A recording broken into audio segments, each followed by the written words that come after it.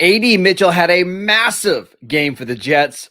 We'll tell you if he should be someone that you are trying to acquire in Dynasty leagues next.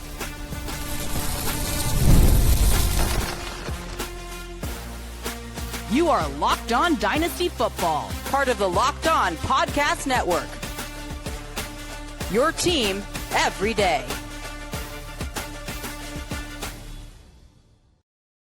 Welcome back to the Locked On Dynasty Football Podcast, part of the Locked On Podcast Network, your team every day. We'd like to thank you for making us the #1 sports podcast network.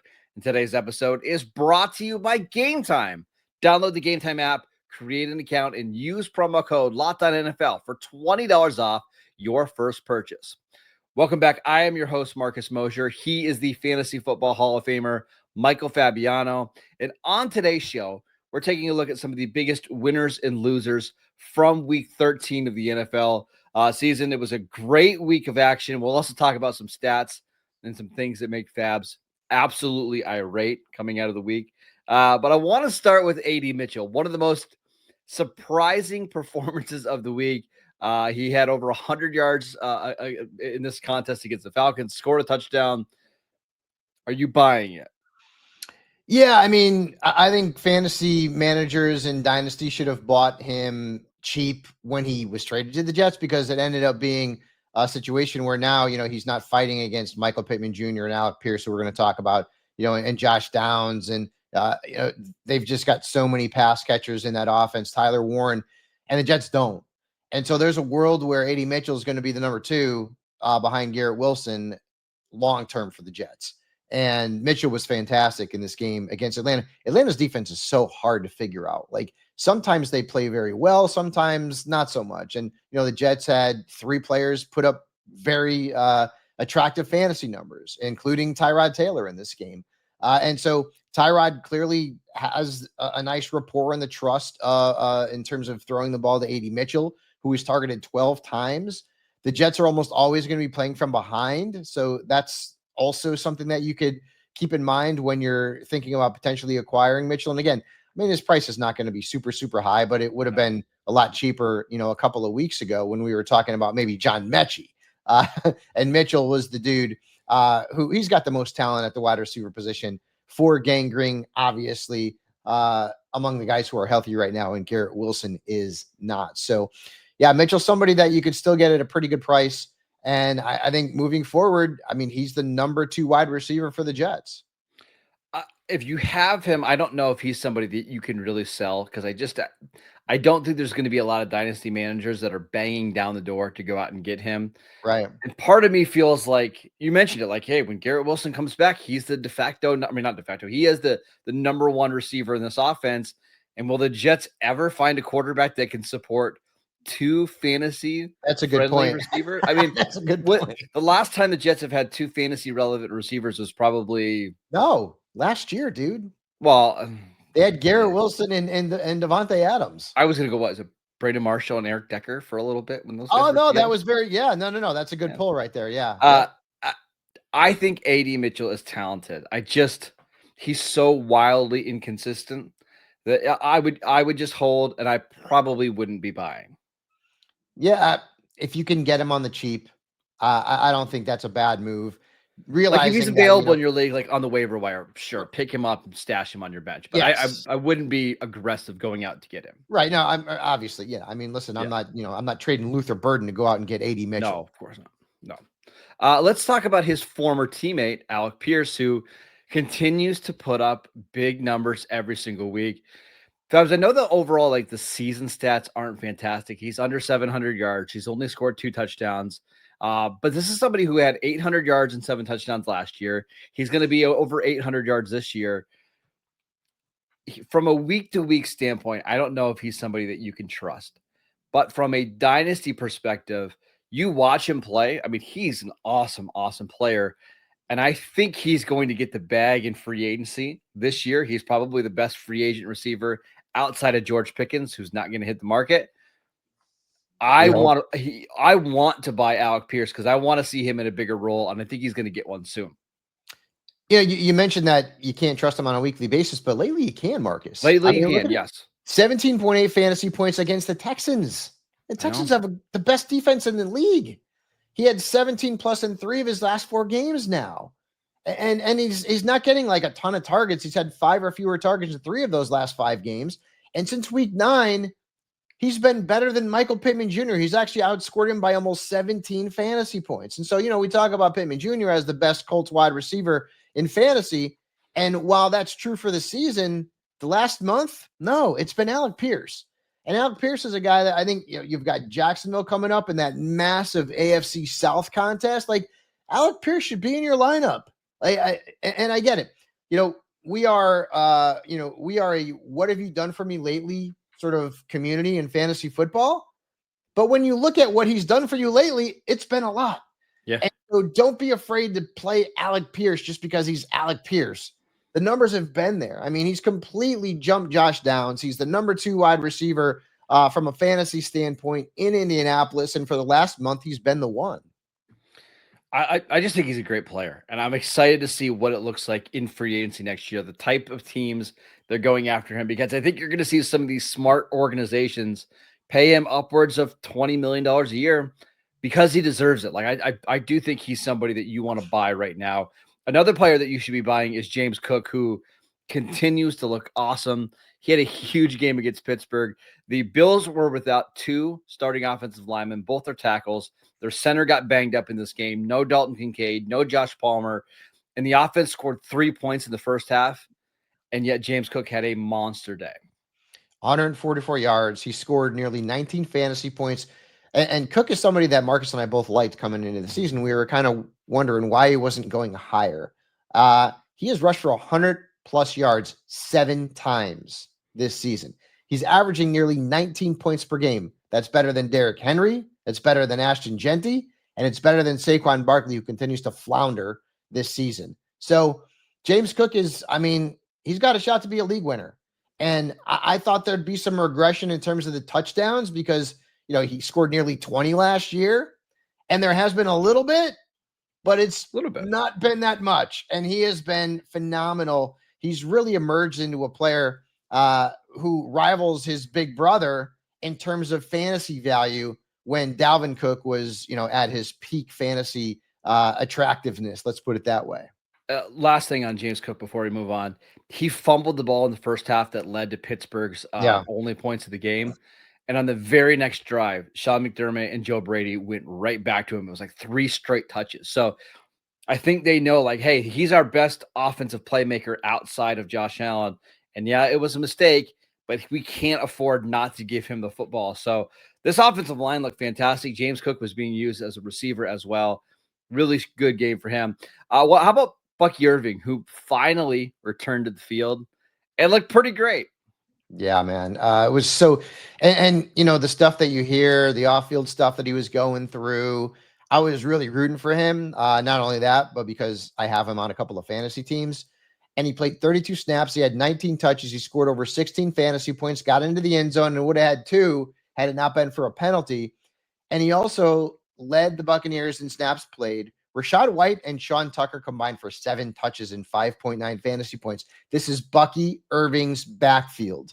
And not for nothing, but he's fresh too, because he hadn't played in a while. So Bucky's back to being an RB1 in redrafts and in Dynasty. And it was great to see him back out there on the gridiron doing what he does. And he is a very big addition to fantasy teams because really it's almost like picking up like a great free agent because you haven't had him for so long.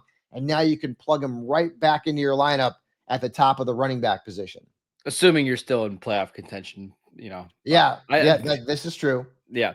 I'm going to give you 30 seconds and not a second more on Seattle's defense against the Vikings offense. What do you mean? They were awesome. They pitched a shutout. They had 4 sacks. They had 2 forced fumbles. They had 1 fumble recovery. They had 4 interceptions.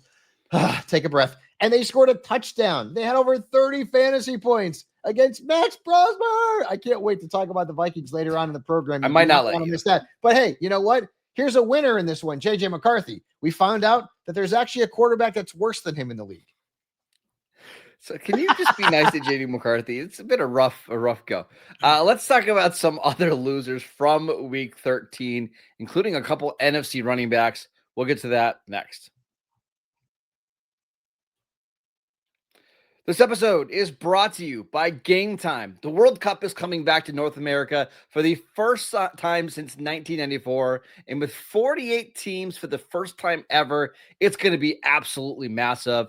But let's be honest, getting tickets is usually the hardest part.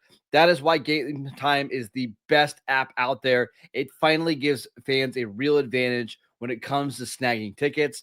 And with Game Time, you can track prices in real time, get alerts when great seats open, and buy tickets the moment that they hit the app. It puts the power back in your hands, and it makes going to the World Cup realistic instead of impossible. You just pull up the app, and the layout makes it so simple to scroll through all of the matchups and compare seat views. You can pick a game, tap a section, and have your tickets locked in within minutes. No confusion, no hunting for fine print. So take the guesswork out of buying World Cup tickets with Game Time.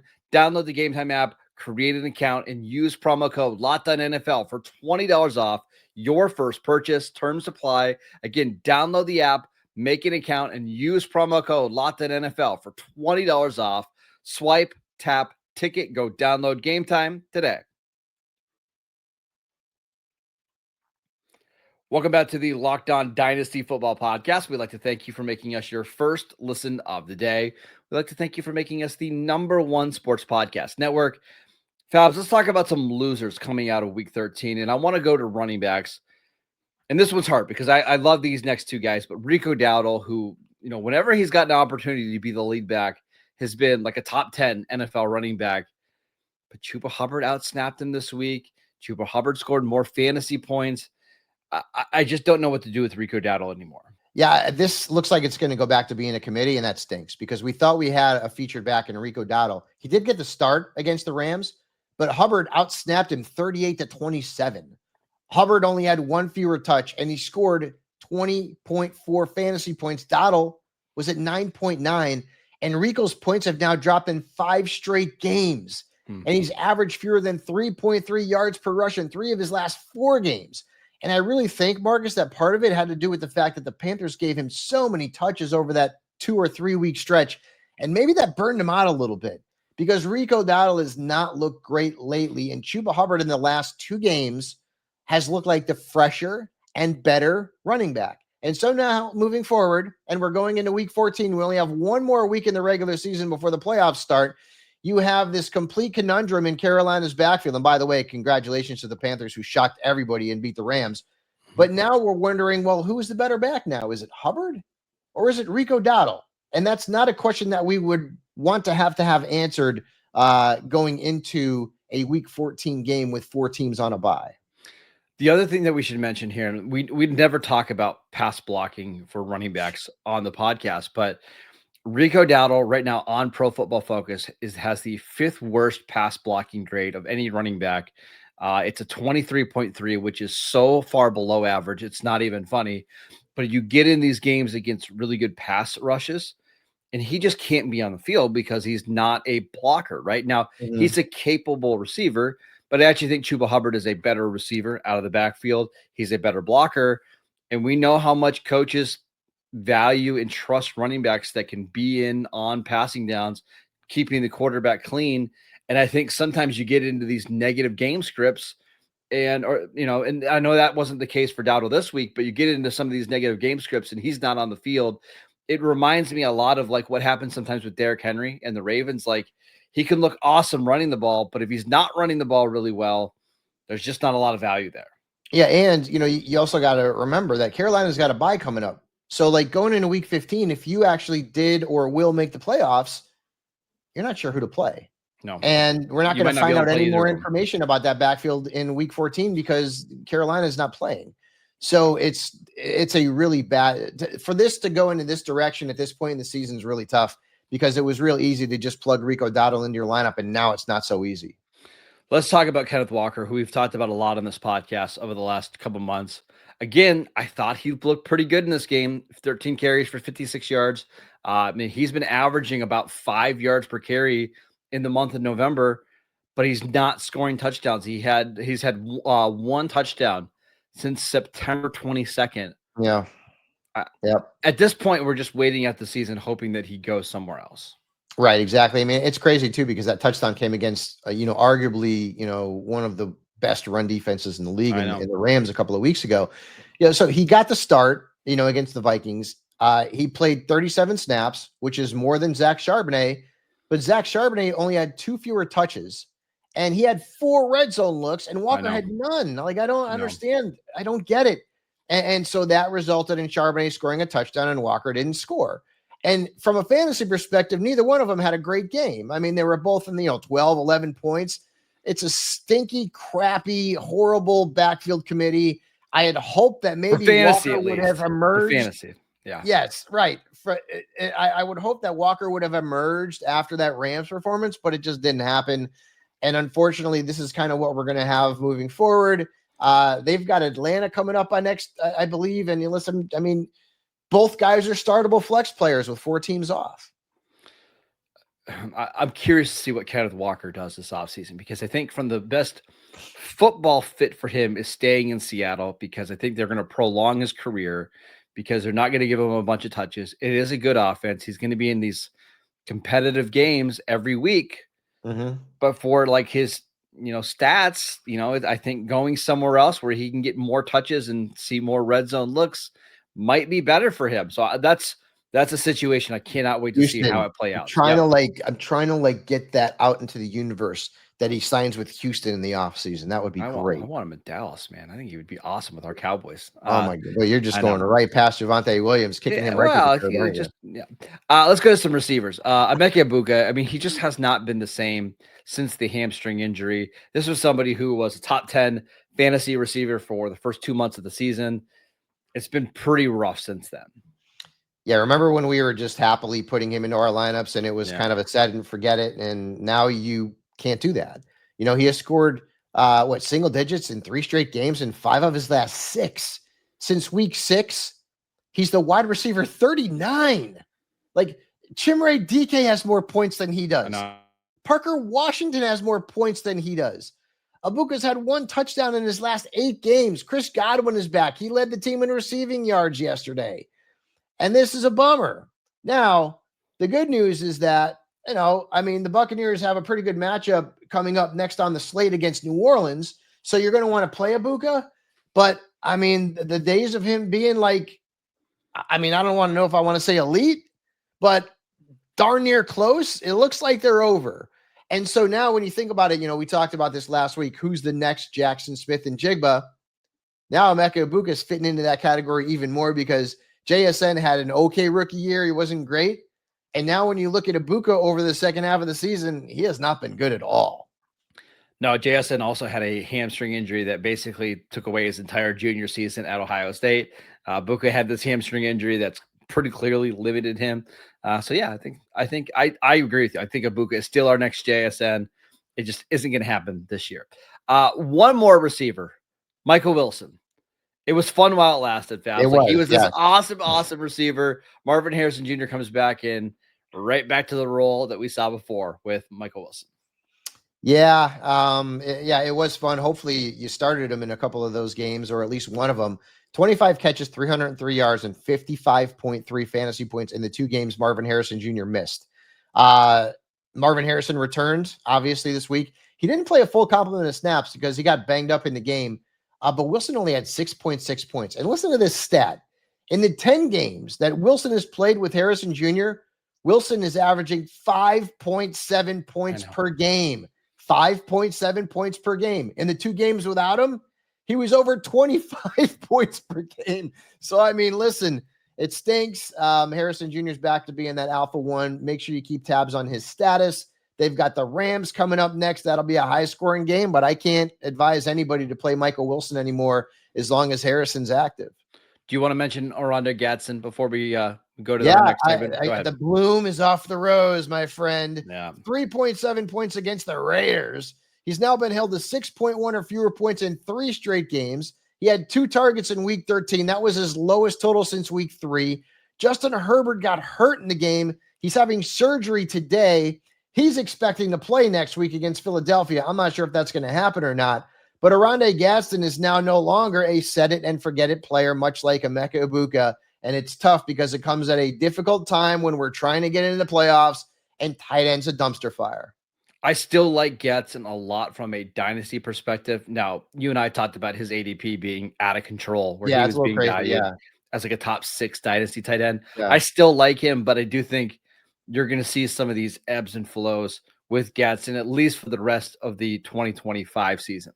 All right, let's talk about some things that make Fabs absolutely irate coming out of week 13. We'll see if I let him talk about the Vikings. We'll get to that next. This episode is brought to you by Prize Picks. The holiday season is one of the best time for sports fans. I mean, there's just so many games on between. We've got college football bowl games. We've got big basketball matchups, playoff pushes in the NFL. It's all happening at once, and we're all making choices every day. And one of the most fun places to make the right call is Prize Picks. Prize Picks is the easiest way to get in on daily fantasy. You just pick more or less than at least 2 player projections, lock in your lineup, and you're in the game. It's simple, it's fast, and it's available in 45 states, including California, Texas, Florida, and Georgia. I love that you can just sit on your couch, make a lineup in less than 60 seconds, no matter what game is on your TV this holiday season. We're going to be just jam-packed with action for the next 25 days, and I cannot wait. It's going to be so much fun, and Prize Picks is there to help you through it all. So download the Prize Picks app today. Use promo code LOCKEDONNFL to get $50 in lineups after you play your first $5 lineup. That's promo code LOCKEDONNFL to get $50 in lineups after you play your first $5 lineup. Prize Picks, it's good to be right.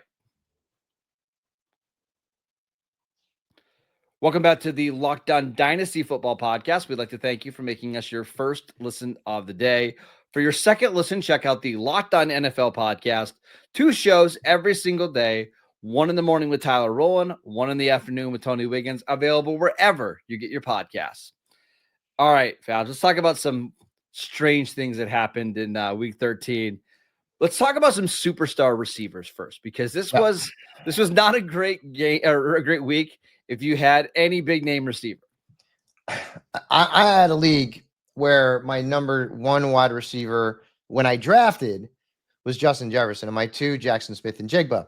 Boy, did I feel good about that team.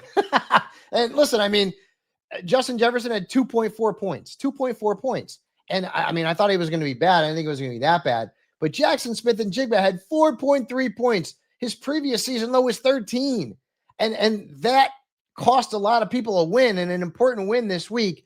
What's crazy is that in the third quarter, Marcus, Jefferson and Smith and Jigba combined had no catches at one point. None. Yeah. That's crazy, right? And it wasn't only those 2 guys. And listen, Justin Jefferson is not an elite fantasy wide receiver anymore. He's not even startable right now, but still, big name.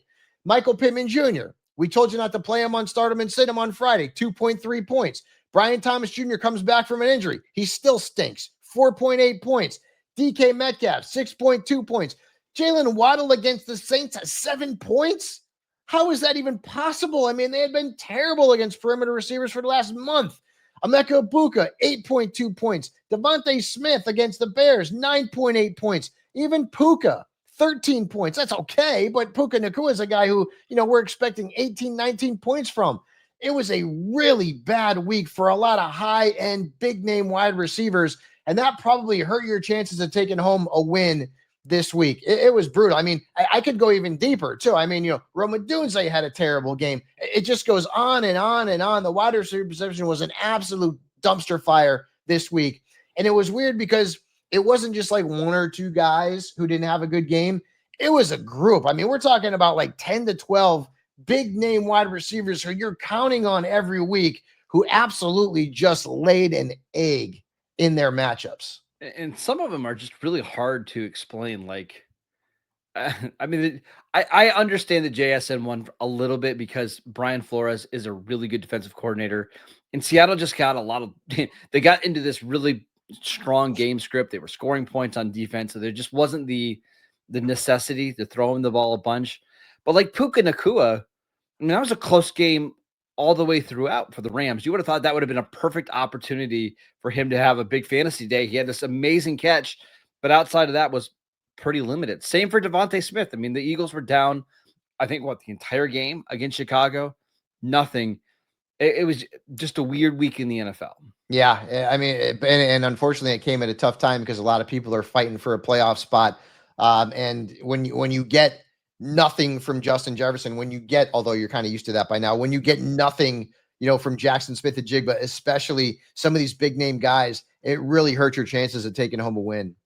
Let's talk about Ashton Jeanty, because Ashton Jeanty was the number 1 pick in every single rookie draft. He's being valued as a top 3 dynasty running back right now.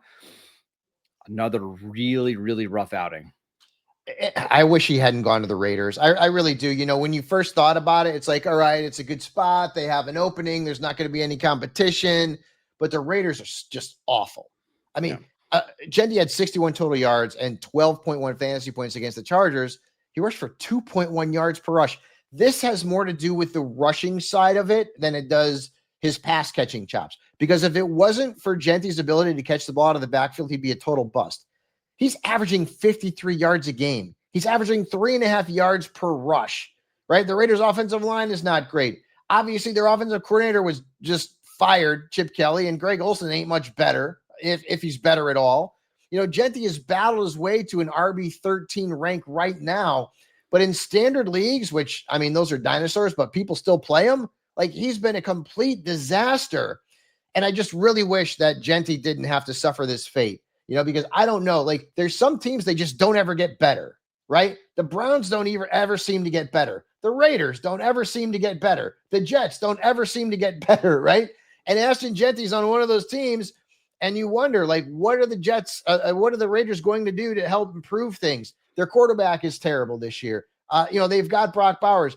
They have the foundation on offense to actually be pretty good, but they have a few big time missing pieces, and the quarterback is one of them that they really need to find someone. Maybe it's going to be Kyler Murray, I don't know, to replace Geno Smith. I mean, Pete Carroll, it seems like the game has passed him by. He needs to be gone as well. I just feel terrible that Ashton Jeanty ended up in such a bad spot where he's so hard to trust in fantasy, despite the fact that we drafted him so high.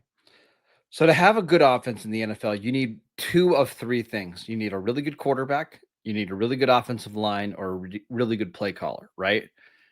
The Raiders have 0 of the 3. I mean, none of them. And honestly, I can't tell you which one is the worst of the 3. It's probably the offensive line, and that unit just needs a complete overhaul. And I do worry with Jeanty, like, it could be rough for the next couple of years. I think he is going to grind his way to being a top 12 running back, but I think a lot of that, Fabs, is just that he's stayed healthy. And if you're just, he's almost going to be like a compiler. Like, you're not going to feel great about him in any single matchup. He's probably never going to win you a matchup, but as long as he stays healthy, he's getting the touches to at least be a viable option. I think this offseason, we need to have a long discussion about his dynasty value, because we all agree he's really talented. But if you have to wait 2 or 3 years before this situation turns, I wonder just how valuable that really is. The Raiders have a lot of work to do in the offseason, and it seems like that's the case every single year. They need to improve that offensive line, and they need to get Geno Smith the heck out of there, because as good as he was for 2 of the last 3 or 4 years in Seattle, he has been brutal. I mean, thank God JJ McCarthy's in the league, because Geno has at least one quarterback who we can say, well, I'm better than that kid. Well, I'm Brosmer, so it's fine. Do you want to do again? I'll give you a minute before we got to go on the Vikings, because I know you just want to vent about. I'm sorry, Vikings fans. Just tune out to the end of the podcast. This is going to be Fabs' minute. Go ahead. Exactly, and I've got to say that when you talk about general managers and making bad decisions, Kwesi Odufo-Mensah. Hey, I got that out. There you go. How in the world do you leave this quarterback situation the way that it was going into the regular season? Number one, you drafted McCarthy 2 years ago. Massive mistake. Just dumb. They let Sam Darnold walk. Just dumb. They trade for Sam Howell in April, which was a good thing, because I actually like Sam Howell. Like, as a backup quarterback, I think he's fine. And then he traded Howell to the Eagles in August and signed Carson Wentz. And while Wentz was okay fantasy-wise, and he helped Justin Jefferson and he helped Jordan Addison, I mean, he's not the most durable or reliable quarterback. Howell would have been a far better backup than Carson Wentz from a fantasy perspective. And he wouldn't have tanked Justin Jefferson. He wouldn't have tanked Jordan Addison. And you played Max Brogdon. You played a guy who was an undrafted rookie out of New Hampshire. Okay? I mean, I'm hoping if McCarthy can't play, I'm hoping they bring Desmond Ridder off of the practice squad and start him next week. That's how bad this general manager's decisions were when it came to the quarterback position. And I want to give you one more player before we go. Folks, why are you not starting Jacoby Brissett? Okay? I don't get it. Okay, like you, well, Fabs, it's small sample size. People since week 8, he's the QB3. He's the QB3. Lamar Jackson has been garbage for 3 weeks. There ain't no way that you can tell me that you aren't even thinking about starting Brissett over Lamar Jackson. Brissett started in 32% of sleeper leagues. 32%. Guys, wake up. His floor has been 18.9 points. Like, what does he have to do to be a QB1 for you? I'm a poet and didn't know it. They've got the Rams coming up next. It hasn't mattered. He's been matchup proof. And I know it's Jacoby Brissett, but guys, like, you have to think about it. His numbers have been awesome. Put him into your damn lineups, will you? All right, that is it for today's show. We'd like to thank you for making Locked On Dynasty Football your first listen every single day. Check out the channel on YouTube, download the podcast. Wherever you get your podcasts, we are free and available on all platforms. Follow Fabs on Twitter at Michael_Fabiano. I'm at Marcus_Mosher. We'll see you right back here tomorrow.